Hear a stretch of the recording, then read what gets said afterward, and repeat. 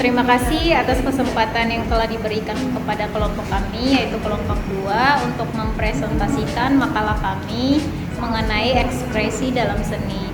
Berikut nama-nama anggota kelompok kami, yaitu Antariksa, Dwi Setio, Fahri Muzaffar, Rian Ramdhani, Latika, dan saya sendiri, Lismaniar Bali.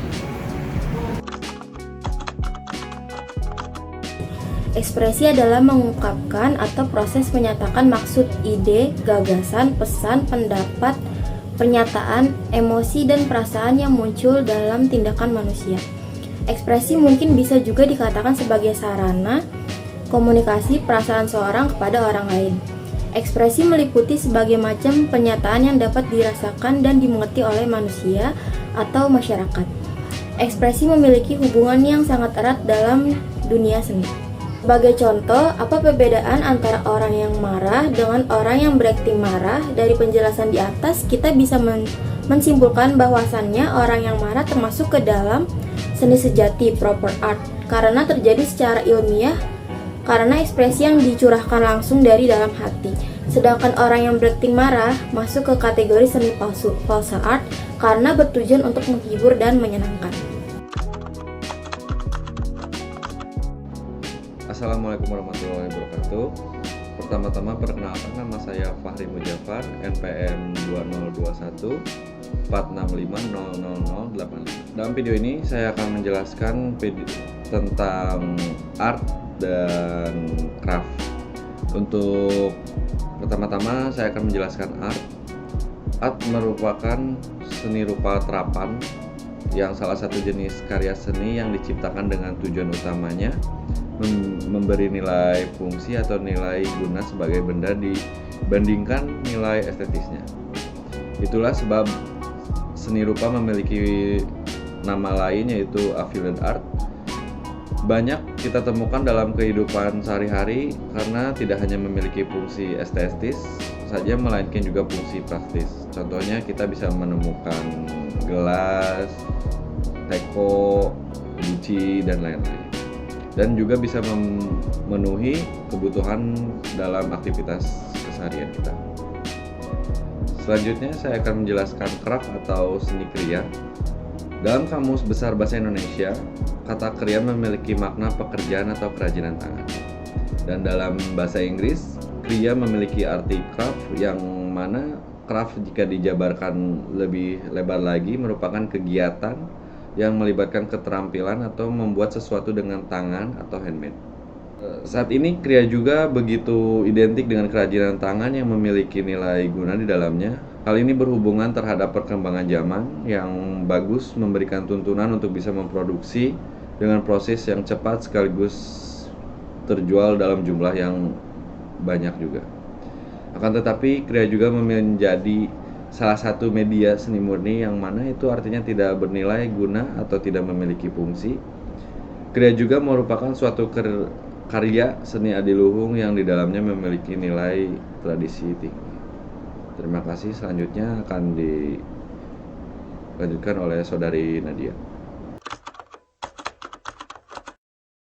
Seni tulen atau proper art, istilah ini diambil dari pandangan Collingwood tentang seni, yaitu seni tulen adalah karya seni yang memiliki tujuan atau manfaat dari karya tersebut. Ketika seni dimaksudkan untuk mencetuskan emosi, seperti emosi membangkitkan rasa cinta tanah air dalam bentuk sebuah patung atau lukisan, adalah sejenis dengan emosi yang dicetuskan dalam seni hiburan yang tidak nyata, maka ini disebut dengan seni tulen. Saya akan mengambil contoh patung pembebasan Irian Barat yang berada di lapangan Banteng. Patung ini adalah salah satu yang paling ikonik yang ada di Indonesia. Patung setinggi 9 meter tersebut adalah karya dari pematung Edi Sunariso. Disebutnya otot-otot tubuh yang begitu kekar dan menyembul. Kurator Kus Indarto mengatakan kemungkinan besar penggambaran sosok manusia yang kuat itu ditunjukkan untuk menyuarakan semangat kebangsaan pada era awal kemerdekaan Indonesia. Rantai yang terputus pada tangan dan kakinya digambarkan sebagai lambang terputusnya kekuasaan Belanda atas wilayah tersebut. Kesimpulan yang kita ketahui bahwa seni sebagai ekspresi merupakan hasil dari ungkapan batin yang terpapar ke dalam karya seni lewat media dan alat oleh seniman dalam bentuk karya. Hal itu dapat terjadi dengan adanya komunikasi yang kemudian dituangkan dalam bentuk karya hingga dapat dinikmati oleh masyarakat. Walaupun pada awalnya ekspresi tersebut lahir dari emosi pribadi, namun ketika sudah menjadi sebuah karya seni, maka hal tersebut akan menjadi konsumsi masyarakat yang menghayati atau menikmatinya.